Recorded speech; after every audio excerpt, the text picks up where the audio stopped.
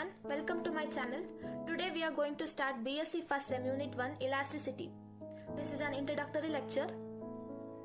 First let's understand what is elasticity. The property of a body by virtue of which it tends to regain its original size and shape when applied force is removed, that is known as elasticity. For this, let us consider an object. If I apply a force, it gains some length, and if I remove the force, it regains its original shape and size. This phenomenon is known as elasticity, for example quartz fiber. If this object does not regain its original shape and size completely, then it is to be said as deformed. This deformation caused when applied force is removed is called as elastic deformation.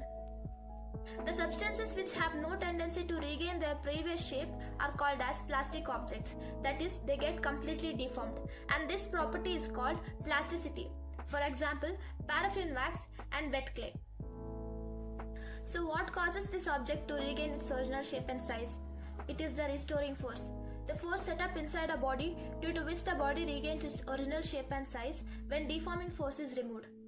So let us consider this object. When I apply an external force, an internal restoring force is developed, due to which the body regains its original shape and size.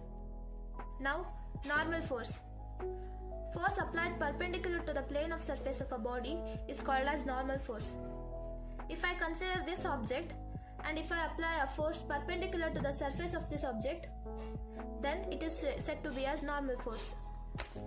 Now let us understand two important terms related to elasticity. The first is stress. The restoring force per unit area is called as stress. That is, how much internal restoring force is developed per unit area when an external force is applied. This is calculated by stress is equals to force by area, and its unit is Newton per meter square. A second is strain.